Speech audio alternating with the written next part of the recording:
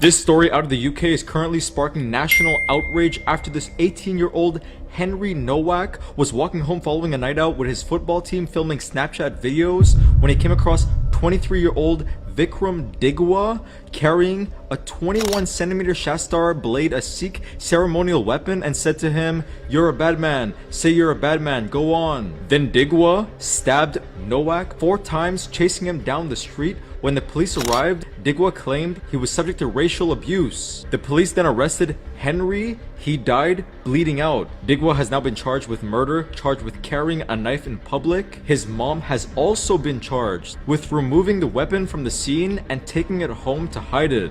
Insane. An 18-year-old student named Henry was walking home after a night out when he was randomly stabbed by a man named Vikram Digwa, who's a 23-year-old who was carrying a large ceremonial blade, an 8-inch blade. It's a Sikh religious weapon. Vikram stabbed Henry 4 times. The neighbors called the police. When the police got there, Vikram had said that he had been racially abused and assaulted. So the police handcuffed Henry, who was bleeding out with 4 stab wounds, and said that he was bleeding out and dying. And guess what? He was right. Henry is now dead. Vikram is currently on trial at Southampton Crown Court, charged with murder and carrying a knife in public. He denies the charges. His mother is also on trial and is accused of assisting Vikram, an offender, by allegedly removing a weapon from the scene. She also denies it. The police handcuffed an 18-year-old kid bleeding out because Vikram immediately accused him of racism.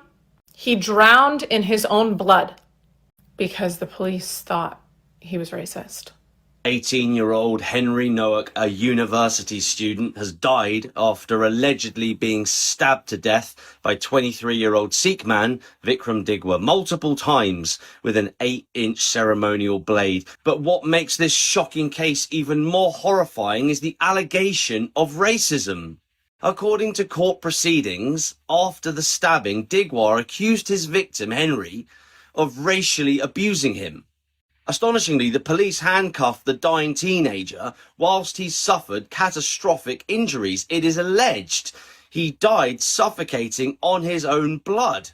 It is astounding that the accusation of racism is more politically powerful, that it overrode the judgment of the authorities, distorted their priorities, and effectively paralyzed them in the obvious face of extreme violence. The law should be enforced equally to all without fear or favour. If these allegations are proven true, it is a devastating symbol of how far our country has fallen, that authorities are hesitant in the face of violence for the fear of political consequences for acting decisively. We must all demand protection for our children and the vulnerable. Eternal rest grant unto Henry Nowak, and let perpetual light shine upon him. May he rest in peace. Amen. Aucklanders are now focused on the future. They want to know what's coming next. I think people on the streets of Auckland see the huge contribution that our migrants bring to Auckland and bring to New Zealand. Auckland is a multicultural city, and proudly so, and we should embrace that. Migrants bring a huge amount to New Zealand. They deserve to be respected for the contribution that they make. One thing I'm learning about the Sikh community is they're very much like whānau, like Māori. Sikh community is they're very much like whānau, like Māori.